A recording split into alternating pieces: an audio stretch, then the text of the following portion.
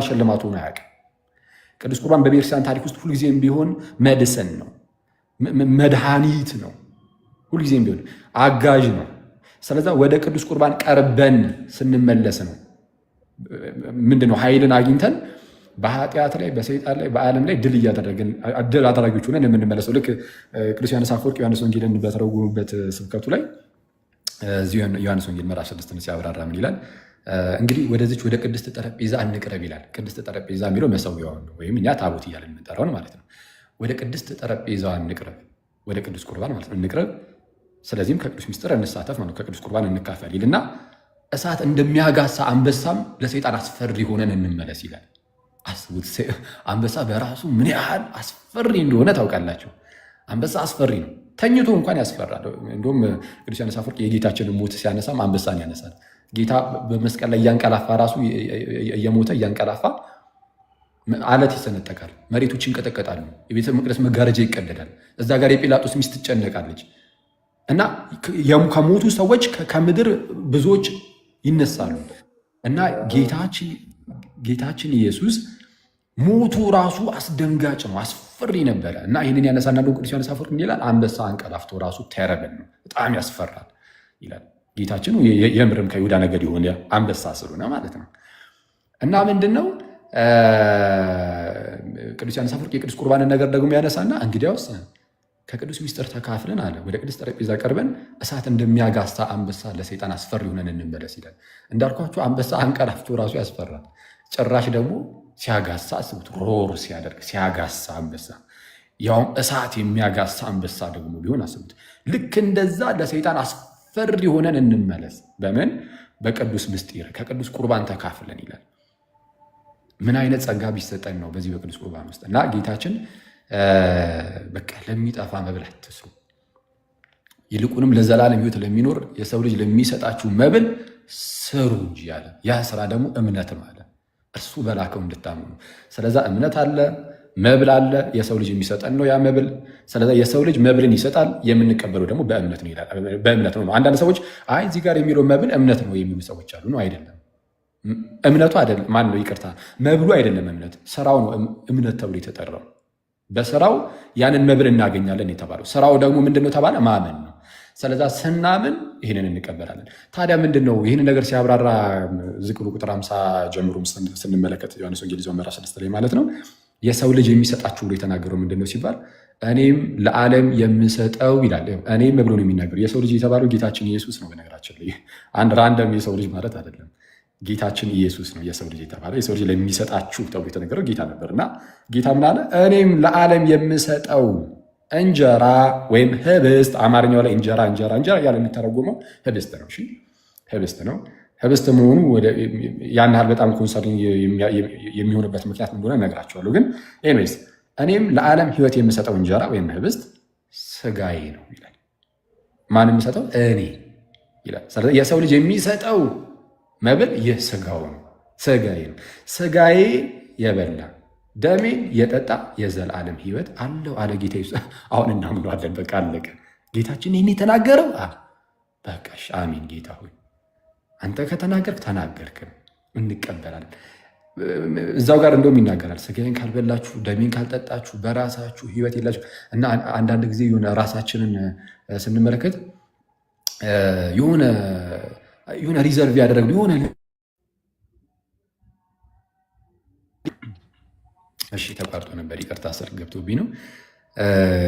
ጌታችን እንግዲህ እንደነገርኳችሁ ስጋዬን ካልበላችሁ ደሜንም ካልጠጣችሁ በራሳችሁ ህይወት የላችሁም ብሎ ተናግሮ እኛ ግን አንቀበልም። እንደዚህ እያለን ራሱ እንዴ! በነገራችን ላይ ጌታችን እያል ነው፣ ግን የሚነግረንን ነገር አናደርግም ካልን የምር ጌታችን አይደለም፣ አንደበታችን ላይ ብቻ ነው ማለት ነው ጌታ ይሆን። ኦኬ፣ ጌታ ኢየሱስ የአንደበታችን ብቻ ጌታ ሆኖ ሊቀመጥ ነው ማለት ነው። ግን ጌትነቱ ልባችን ላይ መሆን አለበት። ክርስቶስ ልባችን ላይ ነው ገዥ መሆን ያለበት። ልባችን ላይ ጌታ መሆን አለበት። ያኔ ለእርሱ መገዛት እንጀምራለን። የስ ደካሞች ነን፣ በተለያዩ ጉዳዮች እንወድቃለን፣ ይታወቃል። ብዙ ሰው የሚፈራው እንደው ከቅዱስ ሚስጥርማ መካፈል እፈልጋለሁ፣ እኔ ከጌታዬ ጋር መኖር እኮ እሻለሁ፣ ግን ብወድቅስ ደግሞ መልሼ ኃጢአት ባደርግስ የሚል ሰው አለ። ኦኬ ዘን ማንም ሰው ከቅዱስ ሚስጥር ተካፍሎ ወዲያውኑ አንዴ እንደተካፈለ እዛው ፐርፌክት የሆነ የለም። ትወድቃለህ፣ ምንም ችግር የለም። የትኛውም ቅዱስ አባት እርግጠኛ ሆኜ መናገር የምችለው ነገር አንድ ጊዜ ከቅዱስ ሚስጥር ተካፍሎ በቃ ፐርፌክት ሆነ አለቀ፣ ከዛ ዝም ብሎ እንደዛው ኖረ የሚባል ነገር እንደዛማ ቢሆን ምኑን ታዲያ ቅዱስ ሆነ? ቅድስና እኮ ተጋድሎ ይጠይቃል። በተጋድሎ ውስጥ ደግሞ መውደቅ መነሳትን ይጠይቃል። በተጋድሎ ውስጥ መውደቅ መነሳት አለ። ስለዛ ከቅዱስ ሚስጥር እንሳተፋለን። ኃጢአትን ማሰብ የለብንም። ኃጢአት ብንሰራስ ብለን አይታሰብም። ከዚህ በፊት የምናልኳቸው ኃጢአት ብሰራስ አይበል። ደጋግማችሁ ስለ ኃጢአት ባሰባችሁ ቁጥር በልባችሁ ላይ የሚከብደው በአእምሯችሁ ላይ የሚከብደው ኃጢአት እንጂ ክርስቶስ አይሆንም። ሁሌም ማሰብ ያለብን ከቅዱስ ሚስጥር እካፈላለሁ። ከዛ በኋላ ጌታ ደግሞ ይረዳኛል። ልክ መዝሙረኛው ዳዊት እኮ ይናገራል። እኔ ምስኪን ነኝ ይልና ጌታ ግን ይረዳኛል ይላል። ምስኪኖች እንደሆነ ማመን አለብን። እኔ ችግረኛ ነኝ ነው የሚለው። እኔ ችግረኛ ነኝ፣ ምስኪን ነኝ፣ ችግረኛ ጌታ ግን ይረዳኛል። ስለዛ ከቅዱስ ቁርባን በኋላ ኃጢአት ብሰራስ እያልን መልሰን መላልሰን ስለ ኃጢአት ማሰብ የለብንም። ማሰብ ያለብን ጌታ ግን ይረዳኛል። አሁን ይሄኔ ልባችን ላይ ምንድነው አእምሯችን ላይ በደንብ እየገዘፈልን የሚመጣው ክርስቶስ ይሆናል። ግን ኃጢአት ባረግዝ የምትሉ ከሆነ ግን ኃጢአትን መፍራት ማለት ኃጢአትን ከመፍራት እግዚአብሔርን መፍራት ትታችሁ ኃጢአትን መፍራት በልባችሁ ላይ ክርስቶስ ሳይሆን ኃጢአት መንገስ ይጀምራል።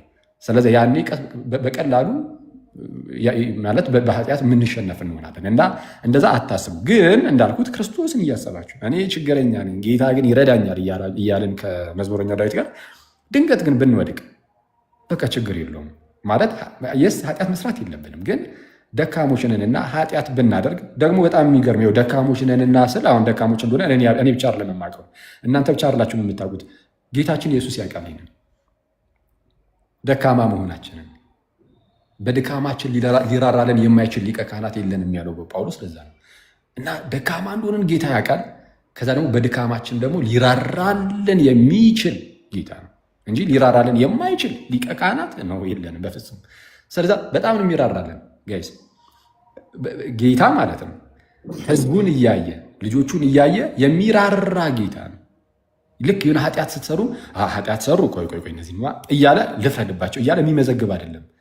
ልጅ ይወደቀብኝ ብሎ የሚሰፈሰፍ ነው። ልክ አንዲት እናት ልጇ ለምሳሌ የሆነ ነገር አደናቅፎት ቢወድቅባት እንዴት ነው ተንሰፍሰፋ ልጄን የምትለው? እና ጌታ በኃጢአት በወደቅን ሰዓት በዛ በወደቅንበት ቅጽበት ከኛ ፈጥኖ የሚርቅ አይደለም። ይልቁንም ቀርቦን ና ልጅ ተመለስ የሚል ነው። ስለዛ ሁልጊዜም ቢሆን በጌታ አቅፍ መኖር አለብን። ልክ ጌታ መጥቶ እየለመነን፣ በነገራችን ላይ እግዚአብሔር ይለምናል ታውቃላችሁ። እኛም ይለምናል። ልክ አንደኛ ቆሮንቶስ ላይ እንደተነገረው ምዕራፍ 5 ላይ እንደተነገረው እግዚአብሔር ይለምናል።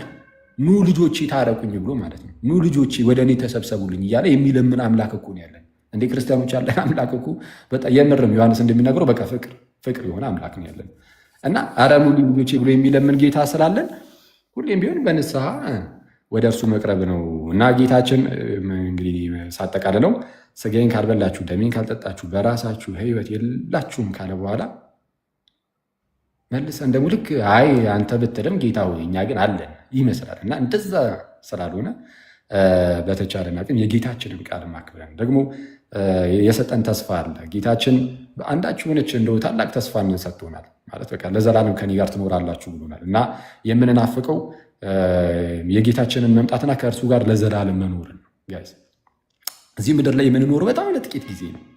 በጣም ለጥቂት ግፋ ቢል 60 እና 80 ዓመት ነው። ከ80 ዓመት ካለፍን በኋላ ዓለም ምንም ስለማታስደስተን አያጓጓንም መኖር እዚህ ዓለም ላይ ግን ለዘላለም ግን በደስታ የምንኖርበት ህይወት ከፊታችን ተዘጋጅቶ እየጠበቀን ያ የተዘጋጀልን ነገር ደግሞ እንደው ከትናንት ወዲያ ነው ምናምን እንደውም እያልኩት ነበር። እዚህ አሁን ይሄ ኮሪደር ልማቱ አለ አይደለ? እዚህ ኮሪደር ልማቱ ላይ እንዳለው አረንጓዴ ተክል እንደዛ ምናምን ብላችሁ ራሱ እንዳጠበቁ እንደዛማ እሱማ ይሄው የኛ ሀገር መንግስት አዘጋጅቶልናል። እንዲህ እግዚአብሔር የኛ ሀገር መንግስት ያዘጋጀውን ያዘጋጃል? አረ በፍጹም። ስለዛ መጽሐፍ ምን ይላል? ዓይን ያላየው ጆሮ ያልሰማው አእምሮ እንኳን ያላሰበው እግዚአብሔር አሁን ለወዳጆቹ ያዘጋጀው አንድ ታላቅ ነገር አለ። ስለዛ ከእርሱ ጋር ከክርስቶስ ይህን ሁሉ ነገር የምናገኘው በክርስቶስ በኩል ማለት ነው። ክርስቶስ ነው የሁሉ ነገር እውነቱን ለመናገር እና አንዳች የሆነ ነገር ከፊታችን ይጠብቀናል። ታላቅ የሆነ ህይወት፣ ዘለዓለማዊ የሆነ እና ከዘላለማዊ ቤተሰባችን ከክርስቶስ ጋር መኖርን ደግሞ የምንፈልግ ከሆነ ይህ ቅዱስ ቁርባን በቃ መስተር ግድ ነው ማለት አማራጭ አለ፣ ኦፕሽናል አይደለም፣ አማራጭ ነገር አይደለም፣ ግድ ነው። እና ጌታችን እንደዚህ ብሎ በግልጽ ተናገረ። እና ጴጥሮስ የመለሰው አንድ መልስ አለ። ከጴጥሮስ በፊት እችን ብቻ ተናግሬ እጨርሳለሁ። በጣም ይቅርታ አድርጉልኝ እንደው እና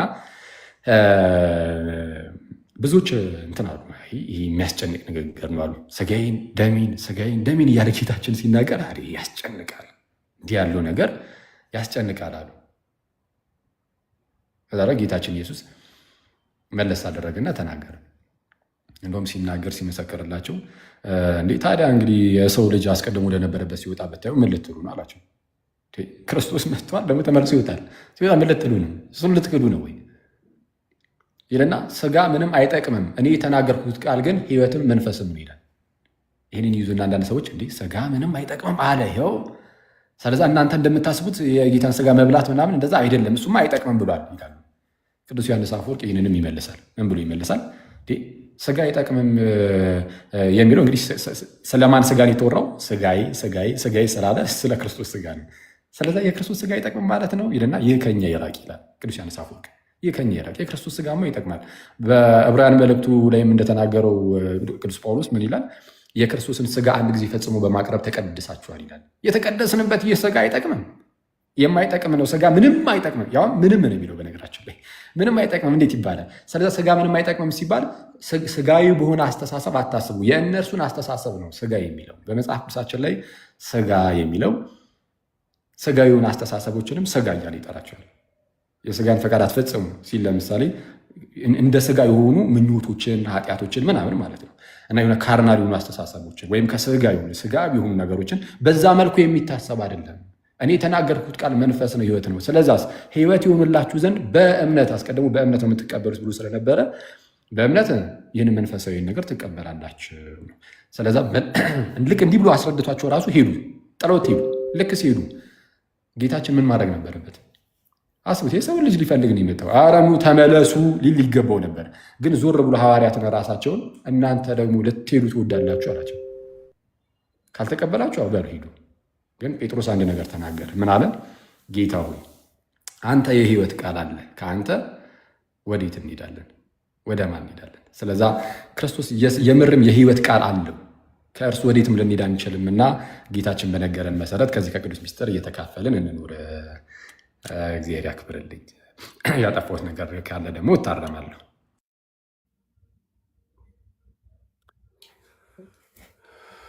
እግዚአብሔር ይባርክልን፣ ቃለ ሕይወት ያሰማልን። በቀሪ ሕይወትህ ሁሉ እሱ ይክበርበት።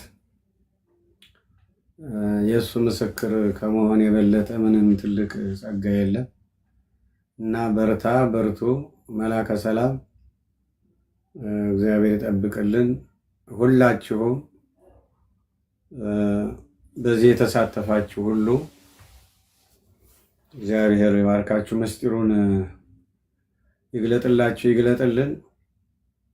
ምንም የእሱ ምስጢር እያደገ የሚሄድ ነው እና እሱ የቅዱስ ቁርባኑንም የሌላውንም ሰማያዊ ምስጢር ሁሉ በቸርነቱ ይግለጥልን እና እግዚአብሔር የተመሰገነ ይሁን። እንዴት ነው መላከ ሰላም መጨረሳችን ነው ወይስ ሚሉታል? አዎ እሺ፣ ብፁዕ አባታችን አንድ ሁለት እንግዶች አሉ፣ እነሱ እንተዋወቃቸው። መዝሙር ያሬድ ጤና ይስጥልኝ፣ እንዴት አሉ? እግዚአብሔር ይመስገን። ብፁዕ አባታችን ቡራኬ ድረሰን፣ እንዴት አመሹ? እንኳን አደረሱት። እንኳን አብሮ አደረሰን። በእውነቱ የሚገርም ነው። የዛሬ እውነትም ታላቅ ምስጢር ነው። እኔ አንተን ያው በሌላ እንትን ነው እንደዚህ በአንድ ማዕድ አልተገናኘንም፣ የመጀመሪያ ነው እና እግዚአብሔር ይባርካችሁ። በእውነቱ የመንፈስ ቅዱስ አሰራር ረቂቅ መሆኑን በፍጹም ምንም የኛ ኃጢአት ቢከፋም ቢበዛም ከሱ ፍቅር በላይ የሆነ ከሱ ቸርነት በላይ የሆነ ነገር እንደሌለ እየተረዳሁ ነው። በተለይ እናንተን እንዴት እንደጠራችሁ እንዴት እንደሚጠቀምባችሁ የእሱ ስራ ካልሆነ እውነቱን ለመናገር የሰው ስራ ነው ማለት የማይቻል ነው። እኔ እከታተላለሁ እንደው ጊዜ ያው ሳይኖረኝ ሲቀር በተለያዩ ምክንያቶች አቅሜ በላይ ሲሆን ነው እንጂ እከታተላለሁ እና በእውነት እግዚአብሔር ይመስገን። አሁን ለአንተም የተሰጠ ጸጋ በተለይ ደግሞ የድምፅ ጸጋ፣ የመዝሙር ጸጋ መቼ ነው? ዛሬ ነው? ትናንትና ነው? እንደዚህ ከአንድ ጉባኤ ላይ እንዲሁ ስትዘምር ተከታትዬ ነበር። ትናንት ማታ ነው እንጂ እንዲያውም ያንተን እየሰማሁ ነበረ ጋደም ያልኩኝና በእውነት እናንተን እንዴት እንደው ፈልጎ እንዳገኛችሁ እንዴት እንደሚጠቀምባችሁ እየገረመኝ ነው። እና እግዚአብሔር መንፈስ ቅዱስ አልተለየንም እና በርቱ፣ አይዟችሁ። መቼም የእሱ ምስክር ከመሆን የበለጠ የእሱ ክብር መገለጫ ከመሆን የበለጠ ምንም ያስደስት የለም በዚህ ዓለም። መቼም እዚያ መክብብ 12 ላይ ጠቢቡ ጨርሶታል። ደስ አያሰኝም የምትላቸው ዓመታት ሳይደርሱ ፀሐይ ሳትጨልም ከዋክብትም ሳይረግፉ ጨረቃም ደም ሳትመስል በጉብዝና ወራት ፈጣሪን አስብ። ይሄ ነው ደስ አያሰኝም የምትላቸው ዓመታት ሳይደርሱ። ቅድም አክሊል ሲል ነበረ እንደው በተለይ የሽምግልና ጊዜያት ልጹም ቢባል በየት ልስገር ቢባል በየት ላንብ ቢባል በየት ሁሉም ነገር የተቀነሰበት ጊዜ ስለሆነ ያም አንዱ ነው። ሌላ ደግሞ ደስ የማያሰኘው ስንት የበሽታ ጊዜያት ይኖራሉ፣ የስራት ጊዜያት ይኖራሉ፣ የስደት ጊዜያት ይኖራሉ። ለማገልገል ከአቅማችን በላይ የሆኑ መንፈሳዊ ነገር እንስራ ብለን ተመኝተን እንዳይሆንልን የሚያደርጉ ብዙ ነገሮች አሉ። እነዚያ ናቸው ደስ የማያሰኙ። እነዚያ ሳይደርሱ ብሎ ፀሐይ ሳትጨልም እንደዚህ እንደናንተ የወጣትነት ጊዜ ፀሐይ ማለት እንግዲህ የወጣትነት ጊዜ የወጣትነት አገልግሎት ይሄ ፀሐይ ነው። በሁሉም ነገር ከዋክብት ሳይረግፉ እንደ ከዋክብት በእውነት የሚንከባለሉ ወዲያ ወዲህ የሚሉ ነጥተው የሚታዩ አይኖች ሳይፈዙ ማየት አልችል ሲሉ ሳይደክሙ ጨረቃም ደም ሳትመስል እንደ ጨረቃ ቶሎ ቶሎ የምንስቅባቸው በቃ ሰውን የምናስደስትባቸው የምንደሰትባቸው በቸርነቱ የሰጠን ጥርሶች ሳይወላልቁ ድድ ብቻ ሳይቀር እንደ ሕፃናት አሁን ሕፃናት እንኳን ያምርባቸዋል ያው ሲስቁ ጨረቃም ደም ሳትመስል ማለት ጥርስ ሳይኖር ማለት ነው። በእኛ ስንወስድ ጥርስ ሳይኖር ሕፃናት ቢሆኑ ያ ድዱ ራሱ አይጠገብም። እንዲያው ከሽምግልና በኋላ የሚመጣ የጥርስ መውለቅ ግን በጣም ከባድ ነው። ጉንጭና ጉንጭ ይጠራመሳል። ልሳቅ ቢሎ አያምር እና ይሄ ሁሉ ሳይሆን በጉብዝና ወራት ፈጣሪን አስብ። ይሄ ነው። ድሮም በእውነት በታሪክም ስናይ የቤተ ክርስቲያን እንደው አፖሎጂስት የነበሩ በእውነት እነ ቅዱስ እስጢፋኖስን ስናይ እንዲህ ሁሉንም ስናያቸው የወጣትነት ጊዜያቸውን ነው ለእሱ የሰጡት እና እናንተም በእውነት ሰጥታችሁታል ብዬ ነው የማምነው እና ግሩም ነው። በርቱ። በእናንተ ስንት ሰው ስንት ህይወት እንደተጠቀመ መንፈስ ቅዱስ ነው የሚያውቀው እና ጊዜ እንዲያው እንደዚህ አግኝቼ እድል አግኝቼ መመረቅ አልቻልኩም ነበር። ዛሬ ወጣልኝ። እግዚአብሔር ይባርካችሁ። በቀሪ ህይወታችሁ ሁሉ ከዚህ በበለጠ እግዚአብሔር መንፈስ ቅዱስ እንዲጠቀምባችሁ ቅዱስ ፈቃዱ ይሁን። በርቱ። ዛሬ እንግዲህ መዝሙር ልታሰማን ይሆናል። የሚገርም ነው። እኔ እንኳን ቡራኬ ልቀበል ነው የመጣሁት፣ ልማርም ላዳምጥም ነው የመጣሁት። አኬዋ ቃልዮት ያሰማልን፣ ጸጋህን ያብዛልን። የነ እስጢፋኖስ የነ ቅዱስ ጳውሎስ በረከት ላንተ ይሁን። ዲያቆን ክርስቶፈርስ ሰላም ብያለው። አንትሽ ሄቨኒ ሰላም ብያለው። አባታችንም ስላስገቡን ስለተገናኘን ከረጅም ጊዜ በኋላ ያገኘሁት እንኳን ሰላም ተገናኘን። ብፁዕ አባታችን እንግዲህ ኪዳነ ማርያም እያሉ ያስቡኝ። አመሰግናለሁ። እግዚአብሔር ይስጥልኝ። ቃሎት ያሰማልን ሁላችሁ ነው። አንድ ወንድም አሉ ደግሞ ክርስቶፎሮስ የሚባሉ ደግሞ ጤና ይስጥልኝ። ብፁዕ አባታችን ቡራኬ ድረሰኝ። ሁላችሁንም ሰላም ብያለሁ። መላከ ሰላም ዲያቆን ያሬድ አኬ፣ ይሄ በናንትሽ ሁላችሁም ከስር ያላችሁ እንደምን አላችሁ? ያው እኛ ጋር የስቅለት ዕለት ነውና እንኳን አደረሳችሁ አደረሰን።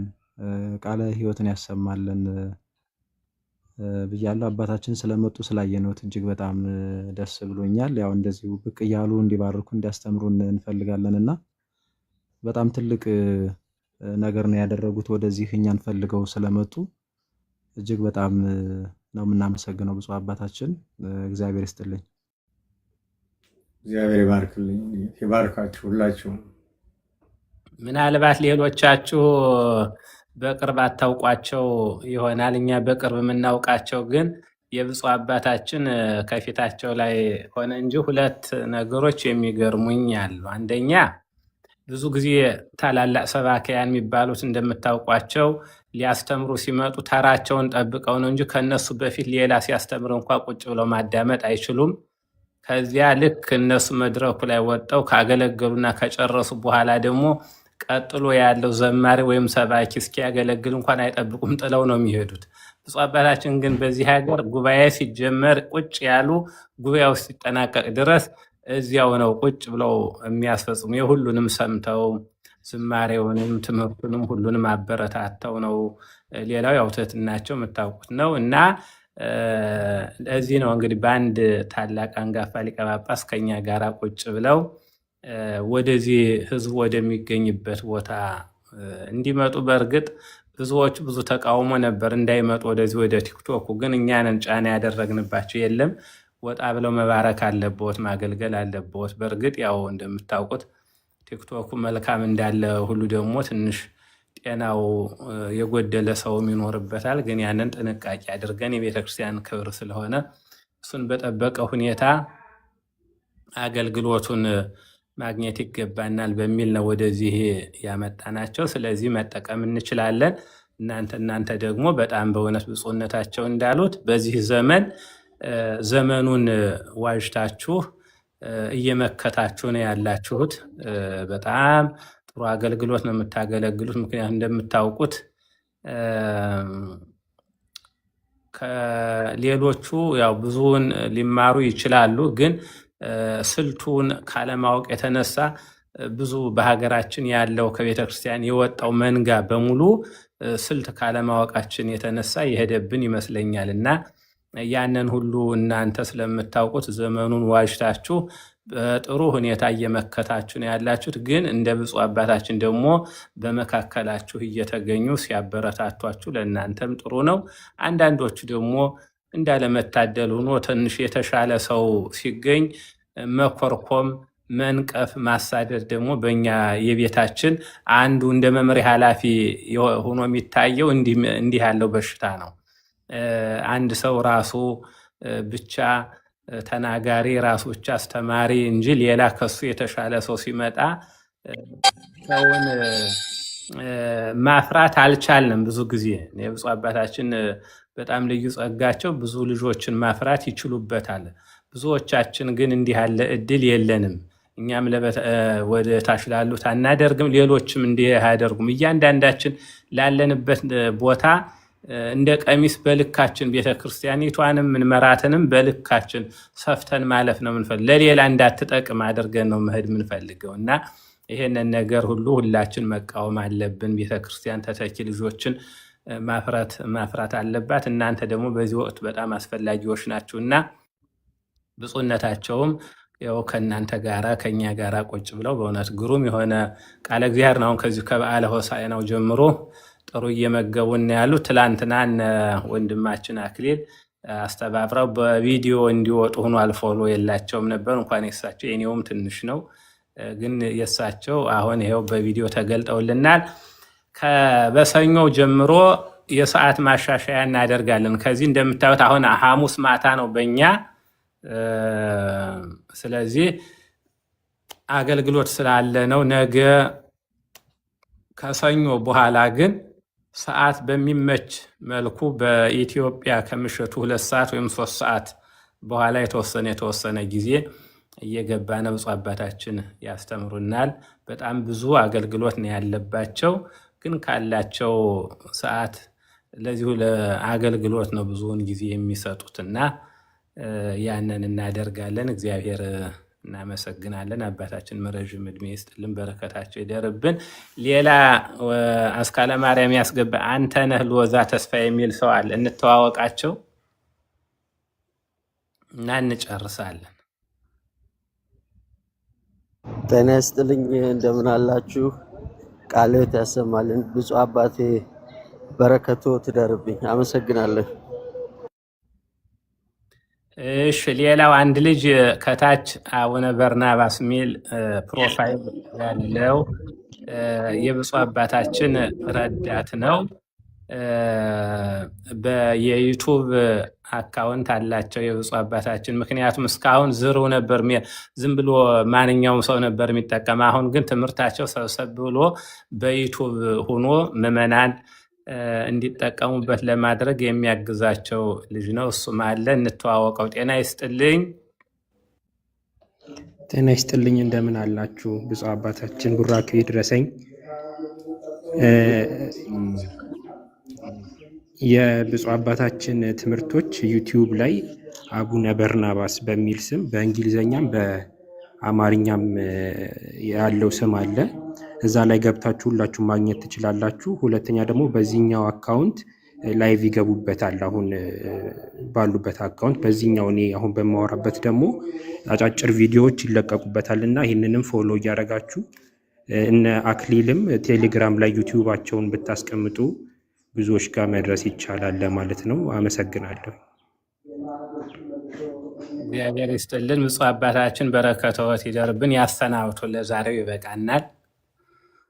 ያው የገቡ ሰዎች በዛው ፎሎ ቢያደርጉ፣ ይቅርታ አባታችን፣ በጣም ይቅርታ ይደረግልኝ። ፎሎ እንዲያደርጉ ነው። በዛው አዳዲስ የገቡ ሰዎች ስላሉ ቤቱንም ይሄ አሁን ያለንበትን ደብረሰላም ስም ሚካኤልንም ፕላስ ደግሞ አባታችን ብፁዕ አባታችን አቡነ በርናባስንም አካውንት ፎሎ ያላደረጋችሁ ሰዎች ፎሎ አድርጉ ማለት ነው። ሌላ ጊዜ ከአሁን በኋላ እንግዲህ የታሰበው ነገር እንዳሉንም ከሆነ በተደጋጋሚ ትምህርት ለመስጠት ነው የታሰበው እና ትምህርት እንዳያልፋችሁ ፎሎ አድርጋችሁ ያው ሲገቡ ኖቲፋይ እንዲያደርጋችሁ ማለት ነው ቲክቶክ እና ፎሎ አድርጉ ነው። ያው ሌላ ጊዜ ትምህርት ሲኖርም እንደዚሁ መታችሁ እንድትማሩ። ይቅርታ እንትን ከሚሆን አክዬ አሁን ከዘጉ አባታችን እዚህ 1800 ሰው አንዳንዱ ፎሎ ሲያደርግ ሊዘጋ ነው የሚሆነው እና ሁሉም ሰው ፎሎ እንዲያደርግ ቤቱንም ብፁዕ አባታችንንም እኔ አንድ ዝማሬ እየዘመርኩ አንድ ዝማሬ ልዘምርና ብፁዕ አባታችን ላስፈቅዶት ከፈቀዱልኝ ከዛ በኋላ ያን እየሰሙ ሰው ፎሎ አድርጎ ከዛ በጸሎት ወይ በቡራኬ ይጨርሱልናል። ይፈቅዱልኛል ብፁዕ አባታችን? የአንተ መዝሙር እንዴ ሊያመልጥ ነው? እንዴት ነው ነገር? የመዳን ቀን አሁን ነው እኮ ነው የሆነ የዘማሬ ሰዓት አሁን ነው ብዬ እንዲያው ልትሄድብኝ መስሎኝ ነበር። ባይሆን አንዷን ጣል አድርግልን ራት በእኛ በእናንተ ደግሞ ያው አሜሪካን ያለሁት እኔም አንድ ላይ ነን ነው እንዴ? አዎ አሜሪካን ያለሁት እኔም። እንዴ እንደዚህ ያለው ነገሩ? አዎ ረጅም ዓመት እኮ እዚህ ነው የምኖረው። አንድ 13 ዓመት ሆኖኛል። ኧረ ይገርማል። እንዲያው እኔ እኮ እስካሁን ድረስ እዚያው ነው ያለው ብዬ ነው። እዚህ ሆነ አብረነና ታዲያ እግዚአብሔር ይመስገን። በውስጥ አገኘታለሁ፣ ይጻፉልኝና ደውሎታለሁ። እሺ ደስ ያለ ቢኖር ይዘምር ስለሚል አሁን እኔ ደስ ብሎኛል። ልዘምር አንድ መዝሙር። እሺ አባታችን እንግዲህ ፎሎ እያደረጋችሁ ሁላችሁም መዝሙሩን ስንጨርስ እንግዲህ በቡራኬ አባታችን ብፁዕ አባታችን እንግዲህ ይጨርሱልናል። የዛሬውን ጠቅላላ የጌታችንን ሕማም መከራ ስለኛ ሲል ስድብ፣ ግርፋት፣ መገረፉን፣ ስድብ መቀበሉን ሁሉ የሚያወሳ መዝሙር ነው። ስቅለቱ እንግዲህ ገና ስለሆነ ያዝ አድርጌው እሱን ግን ከጌታ የምንማረውን ነገር የምንማርበት መዝሙር ነው እና አብራችሁን እንግዲህ ዘምሩላችሁ። በክብር በሞገስ በመወደስ ፈንታ መቀመጥ እንድችል ከመዋረድ ተርታ ስድብን የሰማው ያለ አንዳች ሁካታ ለመቆም እንድችል ልቤ ሳይረታ ምናል ብታስተምረኝ ምናል ብታስተምረኝ ብታስችለኝ ጌታ ብታስችለኝ ጌታ ለኔም አስተምረኝ ባላጠፉት ጥፋት በጸጋ መቀበል የአይሁድን ትፋት እንዴት እንደሚቻል ሳያጉረመርሙ ንገረኝ ጌታዬ ይረዳኝ ትርጉሙ ምናል ብታስተምረኝ ምናል ብታስተምረኝ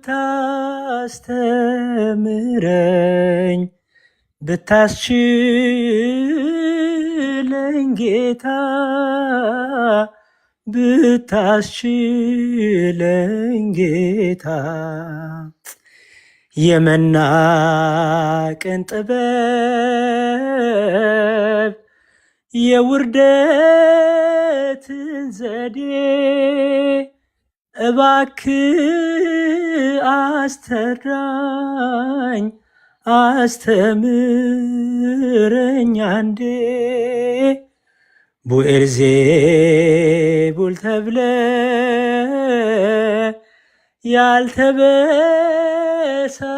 ያልተበሳጨኸው የኃጢአተኞች ወዳጅ መባል ያልጠላኸው ለኔም አስተምረኝ ለኔም አስተምረኝ በቂማ ልወጋ በቂማ ልወጋ አልወጋ እባክህ በመራርነት ጦር በቁጣ ጥላቻ ነፍሴ አትሰበር። እንዴት ነበር ያኔ የይሁዳን እግር ዝቅ ብል ያጠብከው ስታውቅ ሁሉን ነገር ለኔም አስተምረኝ ለኔም አስተምረኝ ብዙ ሳልናገር ብዙ ሳልናገር በችንካር ተጣብቀ ከመስቀሉ ጋራ የደም ነጠብጣብ ገና ሳያባራ አያውቁትምና የሚያደርጉትን ይቅርታን የለመንክ ላጠጡ ሐሞትን ምናል ብታስተምረኝ ምናል ብታስተምረኝ እንዲህ ያለ ሕይወትን እንዲህ ያለ ሕይወትን አሁን ምን ቸገረኝ ለአንድ አፍታ የትሕትናን ቀሚስ የትዕግስትን ኩታ እያየህ አይደሎይ ነፍሴ እንዲህ ተራቁታ የመስደብን ዘውድ የመናቅን ካባ ምናል ብትኖር ምናል ብትኖር ይች ልቤ ደርባ ይች ልቤ ደርባ።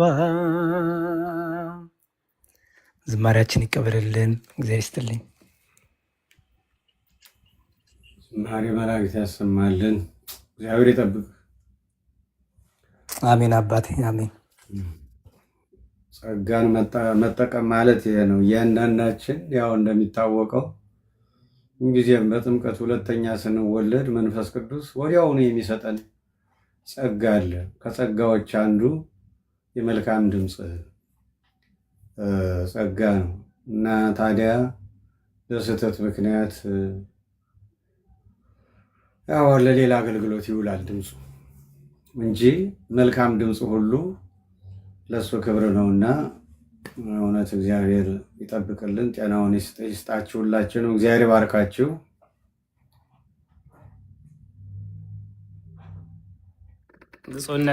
ብፁዕነቶ ያሰናብቱን። እኛ ፈጽመናል። እንደተባለው አሁን ወደ 1800 ሰው አለ።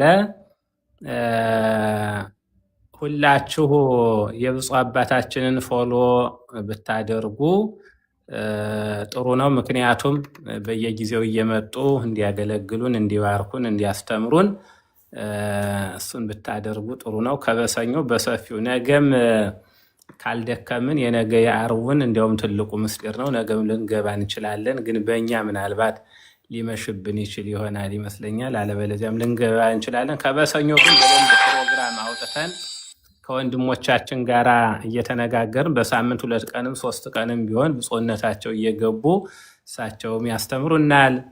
ልጆቻቸውም እነ አክሊልና እነ መዝሙር እነሱም ያስተምራሉ። ብፁዕነታቸው ቁጭ ብለው እየባረኩም ቃለ ምዕዳን እየሰጡም መመሪያ እየሰጡም እንዲሁ አድርገን እናገለግላለን ማለት ነው። ስለዚህ ሁላችሁ እዚህ ያላችሁት